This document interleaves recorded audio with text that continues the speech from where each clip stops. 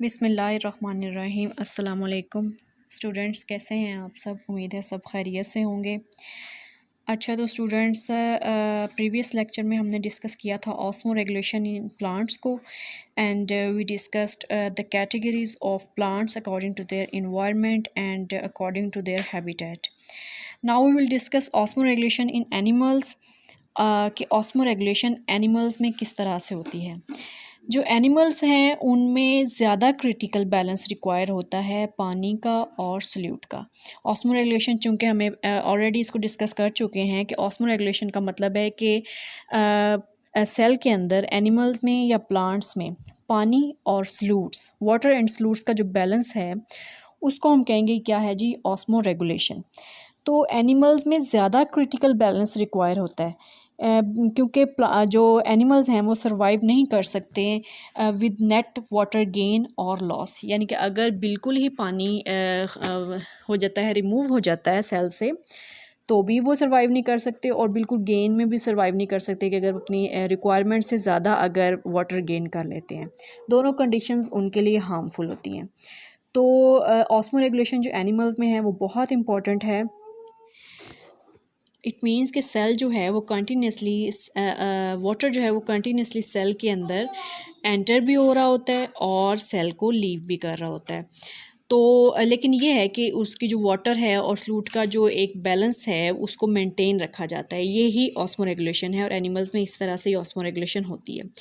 अब दो अप्रोचेज़ हैं according to osmoregulation in animals.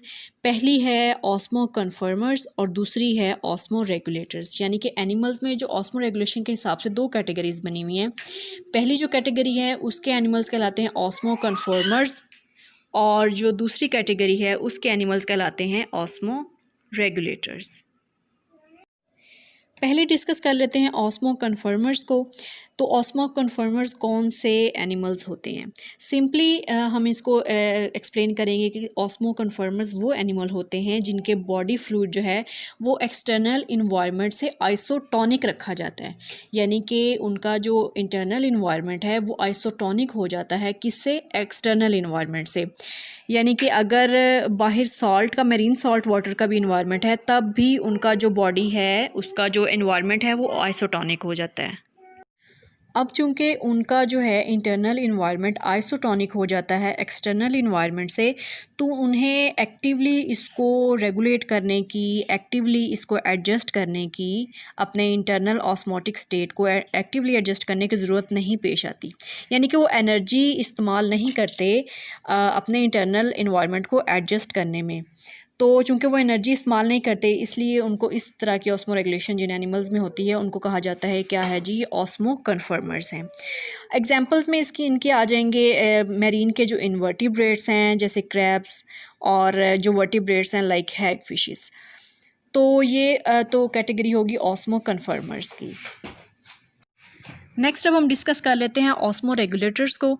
Osmo regulator क्या होते हैं? वो ऑर्गेनिजम्स होते हैं, वो एनिमल्स होते हैं जो कि रेगुलेट करते हैं अपने इंटरनल ऑस्मोटिक लेवल को, या अपनी इंटरनल ऑस्मोलैरिटी को रेगुलेट करते हैं with respect to their environment.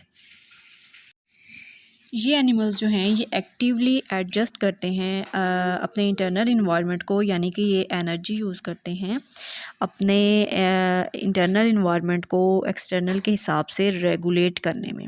अब वो रेगुलेट किस तरह से करते हैं? क्योंकि इनके जो बॉडी फ्लूइड है उसकी कंसंट्रेशन जो होती है वो डिफ़र कर रही होती है आउटसाइड के इन्वायरमेंट से। ये एक्टिवली डिस्चार्ज करते हैं वाटर को किस इन्वायरमेंट में? हाइपोटोनिक इन्वायरमेंट में। अगर इनका एक्सटर्नल इन्वायरमेंट जो है वो हाइपोटोनिक है तो ये एक्टिवली वाटर को डिस्चार्ज करते हैं, और अगर इनका एक्सटर्नल इन्वायरमेंट हाइपरटोनिक है जैसे कि मेरीन वाटर है, तो ये एक्टिवली एक्सक्रीट करते हैं सॉल्ट्स को। किस लिए? To regulate internal conditions. इस वजह से ये क्या कहलाते हैं? ऑस्मो रेगुलेटर्स कहलाते हैं। यानी कि ये अपने बाहर का इन्वायरमेंट जो भी है ये उस हिसाब से अपने इंटरनल इन्वायरमेंट को रेगुलेट कर लेते हैं। इसकी एग्जांपल्स हो सकती हैं एम्फीबियंस, रेप्टाइल्स, बर्ड्स और मैमल्स। तो ये दो कैटेगरीज थी, ऑस्मो कन्फर्मर्स और ऑस्मो रेगुलेटर्स। ये ऑस्मो रेगुलेशन इन एनिमल्स में ये दो कैटेगरीज हैं। आज का लेक्चर इतना ही।